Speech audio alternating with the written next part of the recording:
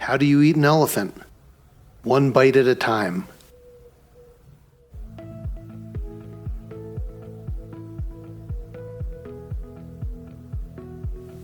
Welcome back, and thank you for wanting to know the facts and the truth. What's going on in the Israeli-Palestinian conflict is big. You can't miss it on the news. You can't miss it on college campuses, and you really can't miss it online. But what are the facts? Why is this happening? That's what we're here to answer. Our approach is to examine the major themes and focus on the important events that help you make sense of what's happening today. We care about knowing the truth. We also care about the basic human right to live in peace. We care about ending the suffering. We care about finding justice. And we think you're here because you do too. The only path for us then is to go after the facts and be open to what they show us. Life can be beautiful without hatred, violence, and war, and maybe the way there starts with better understanding each other. Better understanding the Jewish people, the Palestinian people, the history of their conflicts and past peace efforts, and some of the major issues standing in the way of forging real peace. What the Hell is Going On in Gaza is a 9-part series made up of 30 episodes, each designed to help you understand a different but important part of the picture. As Part 8 of our series continues, we keep our focus on one of the most vexing questions of recent times. Is peace even possible, and if so, how? The ideas we'll walk through are more about identifying what stands in the way, what needs to be solved in order for there to be a realistic chance for peace. Over the last 2 episodes, we took a closer look at how Palestinians feel about Israelis and how Israelis feel about Palestinians. This is the reality that exists and the context which those advocating for peace must accept. That's what we'll do here in episode 30 as we talk about what it would take to achieve peace. Let's get right down to it. We've covered a lot of ground in this series, so you're aware of the facts and history and the challenges that have been impediments to peace over so many decades. There is no easy answer, but there are important steps, things that have to happen before any real and lasting peace can be a realistic opportunity. So what would it take? Answer number 1 is Palestinian leadership that's committed to peaceful coexistence, not just Israel's elimination. How can there be peace when Palestinian leadership rejects every peace plan that allows for the existence of Israel as a democratic Jewish state and chooses violence and terrorism instead? How can there be peace when Hamas is a recognized terrorist organization committed only to the total destruction of Israel? How can there be peace when Hamas rules Gaza by force, when Hamas does nothing to safeguard or improve the lives of Palestinians, when Hamas militarizes and radicalizes the population? Palestinian people, maybe with the help of the wider Arab world, have to free themselves from the likes of Hamas and either reform or replace the Palestinian Authority. They have to install a better system, one without corruption, one that will allow for leaders who prioritize peace and the welfare of Palestinians. Answer number 2 is Israeli leadership that will control the overreach of Israel's ultra-nationalist and religious right. How can there be peace when Israel's religious right seeks to expand Israel's borders by establishing illegal settlements in Palestinian and disputed territory in the West Bank? How can there be peace when these illegal settlements lead to continued endemic violence from both sides? How can there be peace when Israel's government, particularly today, Netanyahu and his coalition, don't just tolerate this expansionism, but actively promote and support it? Israel must reject the politics of the hard right and its religious extremism. Their policies of expansionism push Israel down the wrong path and are a serious impediment to peace. Answer number 3 is the de-radicalization of Palestinian society. How can there be peace when Palestinian children as early as kindergarten are taught lies, taught to hate Jews, and taught that their greatest glory would be a martyr's death while killing Jews?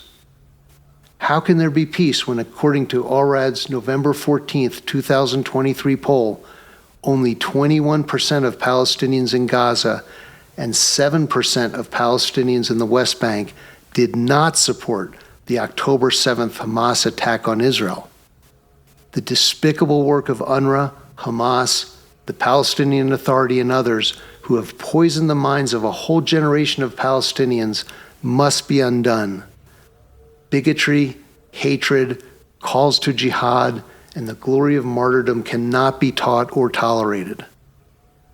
Answer number 4 is a realistic solution to resolve the Palestinian right of return impasse. How can there be peace when the Palestinian demand is for the return of 6 million people, when 700,000 left, and not all by force, and that would destroy Israel's ability to be both a Jewish state and a democracy? More fundamentally, how can there be peace when the Palestinian demand for the return of 6 million people to Israel can reasonably be expected to lead to disenfranchisement, subjugation, discrimination, and much worse for Israel's Jews? And still, how can there be peace when at least a portion of those Palestinians who fled from war in 1948 or were forced from their homes and their descendants are forbidden to return and no alternative settlement or compensation is even considered by either side? Maybe the demand of return for 6 million is just a way of calling for the destruction of Israel. Regardless, Palestinians must accept that it will never happen, and Israel must accept that Palestinians who fled the war in 1948 deserve something. Whether that means a right of return under some circumstances for some Palestinians, as Israel has offered in the past, or some other form of consideration, we can't say. The right Israeli and Palestinian leaders will have to negotiate something if there's going to be a path to peace. Answer number 5 is eliminating the terrorists and jihadists. How can there be peace when terrorist organizations like Hamas, Hezbollah, Palestinian Islamic Jihad, and others are free to launch their terrorist attacks from Palestinian territories? How can there be peace when these groups intimidate and murder all those who would work toward peace with Israel? How can there be peace when these groups intimidate and murder all those who would put the interests of civilians above the terrorists' hateful goals? Terrorists and jihadists like Hamas, Hezbollah, and others exist only to bring death and destruction. Peace is not possible with their presence. They will not allow or abide by free elections to remove them from power. They must be defeated. Answer number 6 is containing Iran's Islamist regime. How can there be peace when Iran's Islamist regime funds, trains, and arms terrorist proxy armies like Hamas, Hezbollah, Islamic resistance in Iraq, Palestinian Islamic Jihad, and the Yemeni Houthis, and so many others? How can there be peace when Iran's Islamist regime is openly committed to the destruction of Israel? How can there be peace when Iran's Islamist regime is committed to expanding its reach over the entire Middle East, creating a ruling Islamic caliphate? Iran must be forced to withdraw its tentacles of support for the terrorist and Islamist militias that surround and attack Israel over and over. The West's appeasement of Iran has allowed it to develop multiple armies in the Middle East. Those policies must change. Iran must be contained and, if necessary, defeated. Answer number 7 is time. None of the recommendations we just discussed can lead to peace in the near term. Recovering from war takes time. Political change takes time. De-radicalization, unlearning hate, and overcoming resentment take time. Rebuilding a minimum level of trust takes time. What's required is purposeful work pursued diligently, persistently, and patiently. And while all that, which is a lot, is underway, pursuing initiatives like the Abraham Accords that can build trust and stability between Israel and its neighbors can enhance the conditions for achieving peace between Israelis and Palestinians. Thanks for watching episode 30 in our series.